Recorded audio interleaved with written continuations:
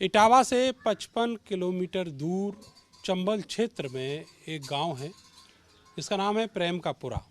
यहाँ आसपास जो है चंबल का बीहड़ है, नदियाँ हैं और जंगल है। यहाँ जीवन सामान्य नहीं है, थोड़ा कठिन जीवन है। यहाँ पर सड़कें नहीं हैं और जो मूलभूत सुविधाएं हैं वो उतनी सामान्य नहीं है जो एक ऑर्डिनरी कस्बे में या फिर शहर में होती हैं। तो यहाँ के लोग थोड़ा सा ज़्यादा उम्मीद रखते हैं अपने नेताओं से, लेकिन इनको उतना भी नहीं मिल पाता जितना सामान्य कस्बे या शहर में जो विकास होता है वो आता है।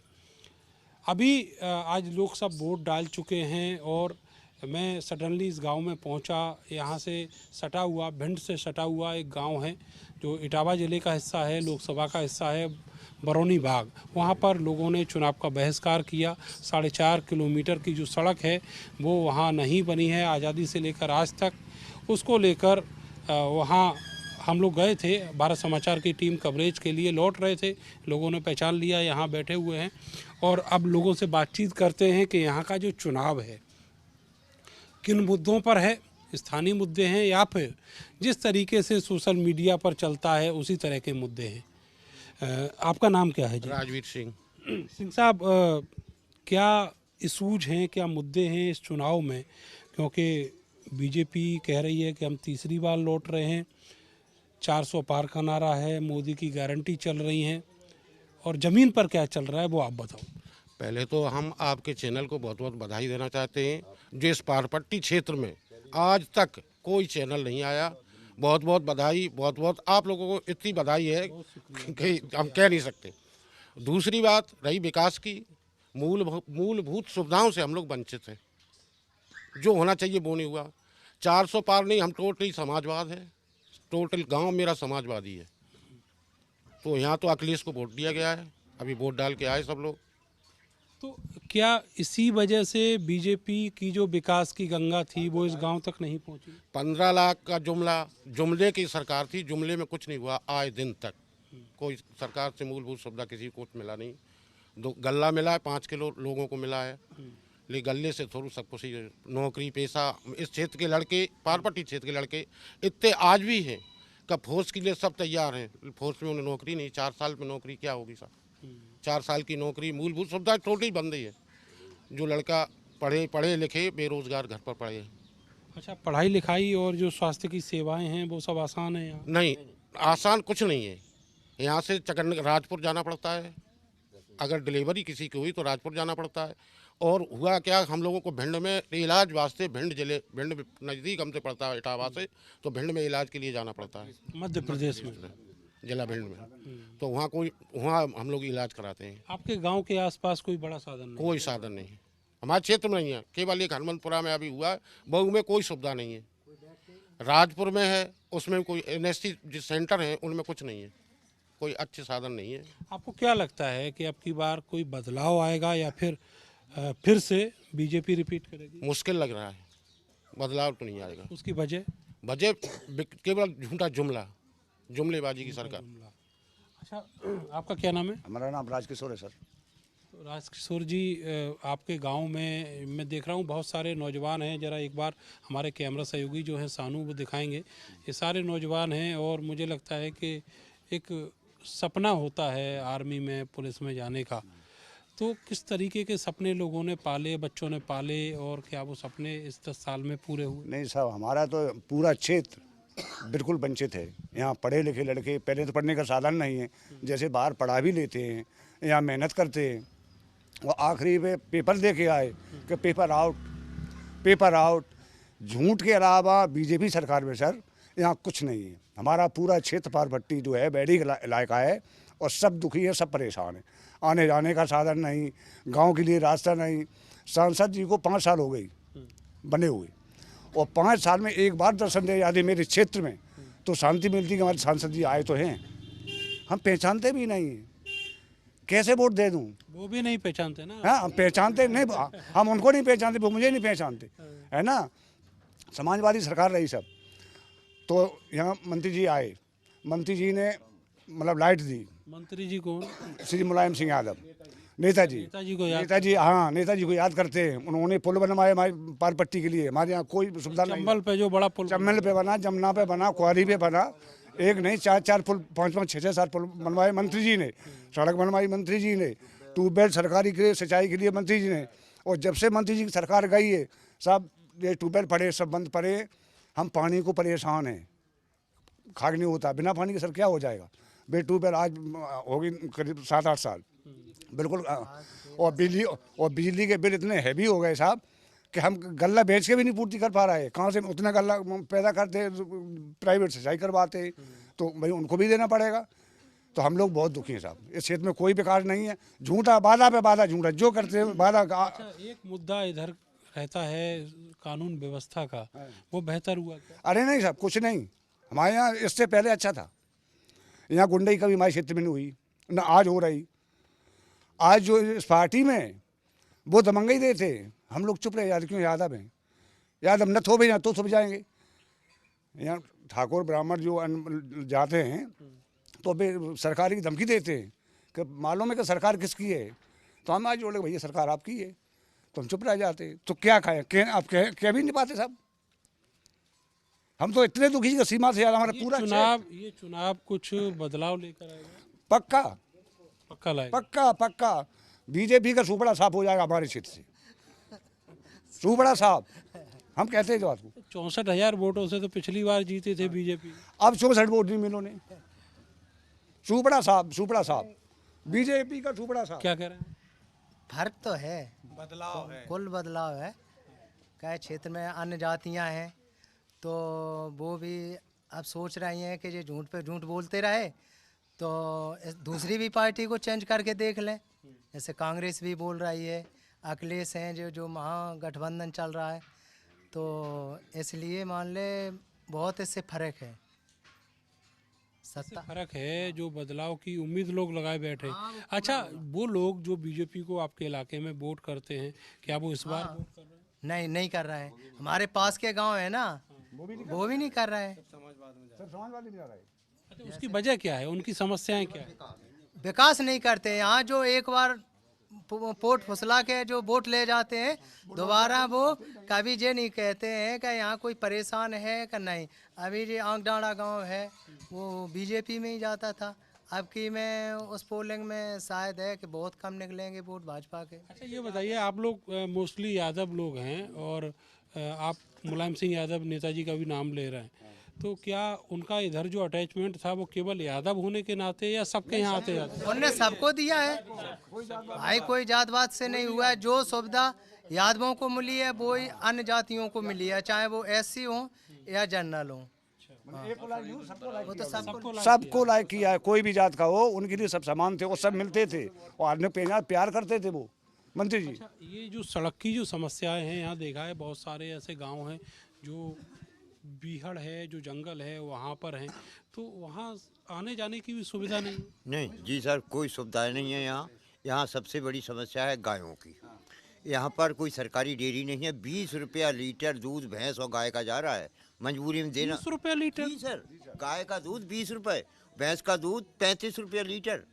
यहाँ प्योर दूध, पानी का छींटा नहीं उसमें, प्योर दूध 35 रुपया लीटर। तो 70-75 रुपए लीटर पीते हैं, वो भी पानी मिला हुआ। अब सर गरीब आदमी है, गुजारा करना है, सब्जी लाना है, दूध तो बेचना है, आमदनी है नहीं। बच्चे शिक्षित हैं, गरीब लोगों से कर्ज काट के या कहीं से हमने इटावा भेजा।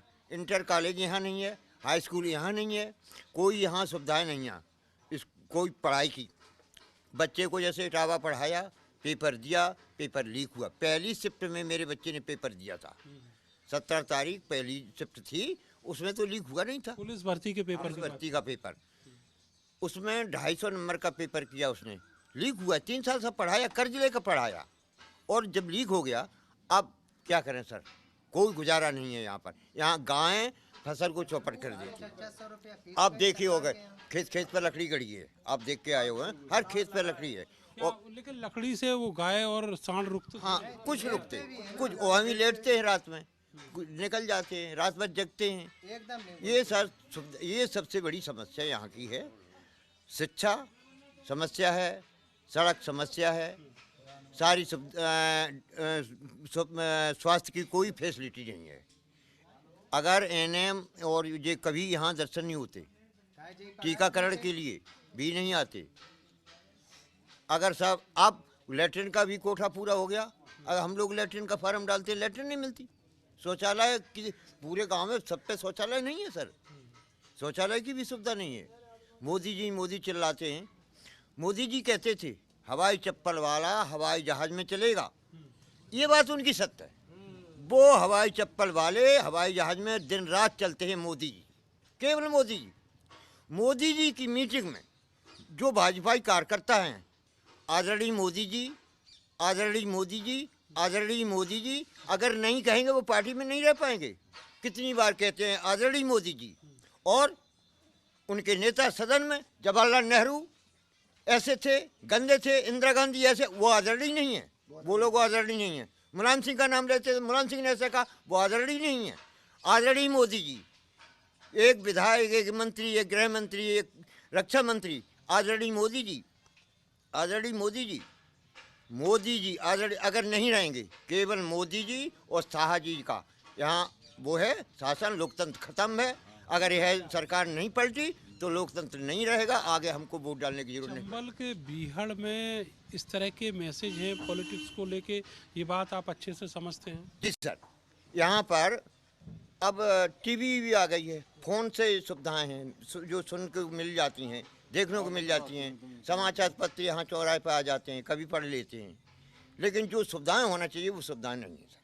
अच्छा, जो आपके सांसद हैं, देखा है उनकी अभी जब चुनाव का कन्वेंशन चल रहा है तो देख रहे हैं उनकी भाषा जो है वो काफ़ी बिगड़ी हुई है। जो शब्द उन्होंने डिम्पल यादव के लिए कुछ दिन पहले इस्तेमाल किए, वही शब्द मैं आज सुन के आया हूँ। एक उनका वीडियो जो बरौनी बाग गांव है वहाँ पर, जहाँ पर बरौना बाग, जहाँ पर लोगों ने बहिष्कार किया चुनाव का, ग्रामीणों के लिए भी वही शब्द उन्होंने, वही शब्द है उनके लिए। भाई बड़ा बड़ा धन्यवाद है इस लाइव चैनल को। हम इस ग्राम पंचायत टिटावली के मजरा प्रेमपुरा के हैं, सबसे गरीब हम हैं। और इस विकास के लिए हमारी समाजवादी पार्टी ने, हमारे नेताजी ने हमें एक आवास दिया था। और उस आवास के 2 किस्तें आने के बाद बीजेपी गवर्नमेंट आ गई तो उसने तुरंत रिफंड करा लिया, यानी उस किस्त को वापस ले गए, पैसा वापस हो गया, वापस हो गया। ठीक है, वो हमारा मकान आज तक छत नहीं गिर पाई, हम बिल्कुल बरसात में बैठे रहते हैं। ठीक है, नंबर 1। नंबर 2, हम यहाँ खेती का व्यवसाय करते हैं। हम लोग गाय चराते हैं, भैंस, ठीक है, और बकरी। ये चीज़ आज गायें इतनी ढीली हुई हैं, ये मोदी गवर्नमेंट की देन है, जो आज हम खेती में फसल नहीं उगा पाते हैं। तीसरे नंबर पे आ जाइए रोड की व्यवस्था।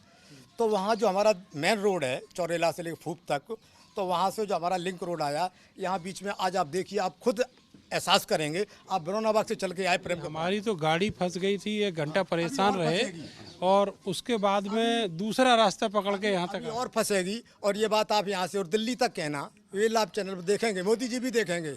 और हम तो ये कहते हैं कि अब की बार मोदी जी आएंगे ही नहीं और कभी नहीं आएंगे फिर जी। यहाँ जैसे 55 साल गवर्नमेंट, कांग्रेस गवर्नमेंट ने राज किया था, तो उतना ही पीछे ये भी चलेगा 55 सालों के लिए। अब नहीं आ पाएंगे ये जो बड़े बड़े पोस्टर, होर्डिंग्स जो हम सब देखते हैं, मोदी की गारंटी, तो क्या वो मोदी की गारंटी गांव तक नहीं पहुंच? नहीं, बिल्कुल नहीं, बिल्कुल नहीं। ये सब झूठ साच के बवाल हैं। ठीक है, झूठ साच के कहना, पब्लिक को फंसा लेना, वोट डाल देना, उसके बाद न कहीं कोई कठेरिया है, नहीं कोई मोदी है, न कोई योगी है। अगर आप पुलिस से बदतमीजी से थोड़ी सी बात करते हो निवेदन से, तो वो बदतमीजी से बात करेंगे।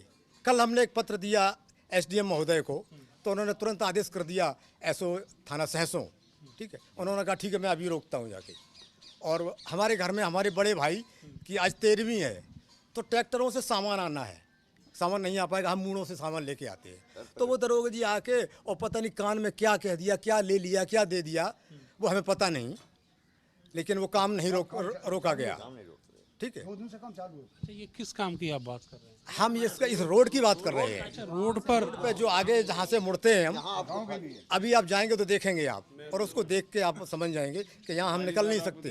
ट्रैक्टर या हमारे पास ट्रैक्टर। गांव का रोड जो है वही अवरुद्ध कर दिया। हाँ बिल्कुल अवरुद्ध कर दिया। मुख्यमंत्री के लिए फैक्ट्री ठीक है, कौन लोग हैं? हमने आदरणीय आदित्यनाथ योगी को भी हमने एक व्हाट्सएप फैक्स किया है, ठीक है, ऑनलाइन किया है, तो उस तक अब तक कोई कार्रवाई नहीं आई।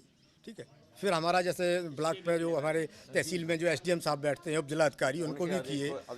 ठीक है, लेकिन अभी तक कुछ हुआ नहीं उसमें। अच्छा, आपका क्या नाम है? भानु सिंह।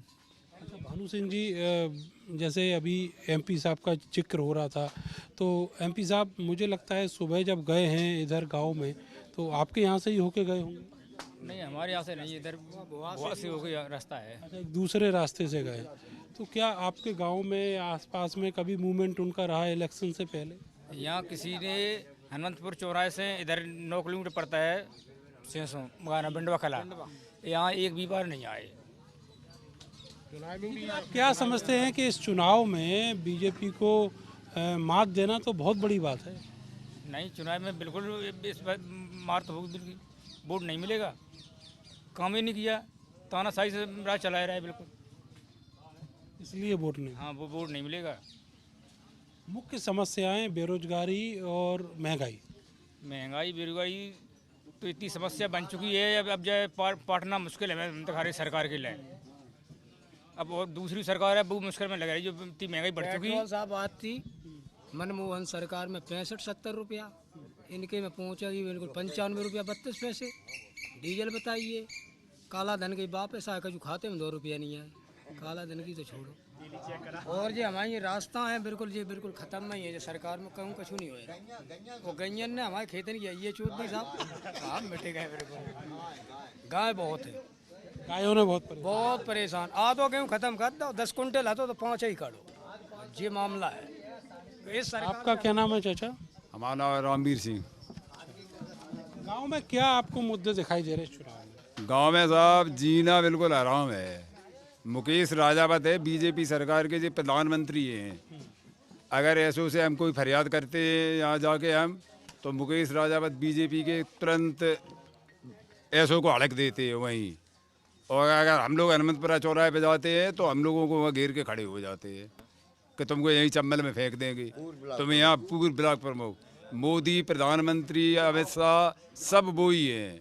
जय एप्लीकेशन दी सर, रोड खोद डाली, गांव में 13वीं है, सामान सिर पे रख के आओ, और ऐसो साहब को हड़क दे। हम लोग बैठे रह गए, रास्ता बंद कर दिया। बता साहब कैसे जी सका?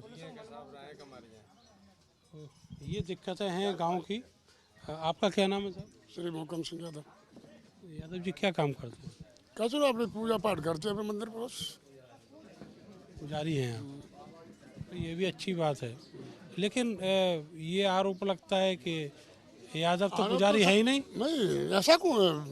यादव क्यों नहीं पुजारी? यादव भी करते, मुसलमान लोग पुजारी नहीं करते, वो नहीं मानते इस बात को, लेकिन हम लोग मानते हैं इस बात को। बीजेपी जो है वो बार बार यही सारी चीजें टारगेट चल नहीं रही साहब में। नेता है ना, कभी ऐसी बीजेपी होती है, ऐसे नेता होते पटा पटा के बातते हम, तो भाई बस की बात नहीं है। ऐसे नेता मुझे आए नहीं, दर्शन करने नहीं आए। ठीक, आज मंदिर पे देखो हमारे पर चोरी हो रही, कोई रास्ता नहीं है। यहाँ से बहुएं बेटियाँ पूजा करने जाती हैं, एक ला करने के लिए जगह नहीं है। सब घंटा हमारे छूट गए मंदिर पे। 81 किलो और थाने रपट मैंने लिखाई, वो लोड के देखकर नहीं आया। ठीक, दोबारा फिर चोरी हुई, तब ज़्यादा करे, तब दरोगा जी देख गया कि हाँ पता लगा, पता ही लग रहा है साहब।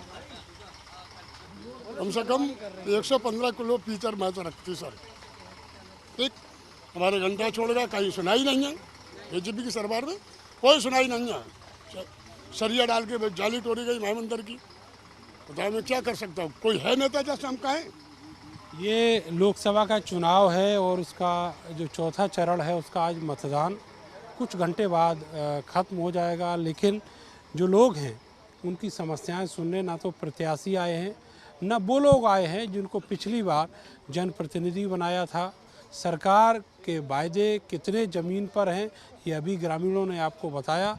इसके अलावा जो ज़मीनी दिक्कतें हैं लोगों की वो लगातार बरकरार हैं, लोग परेशान हैं और उनका कहना है कि विकास की जो गंगा है वो दूर कहीं शहर के किनारे ही रुक गई, वो यहाँ गांव की तरफ नहीं आई।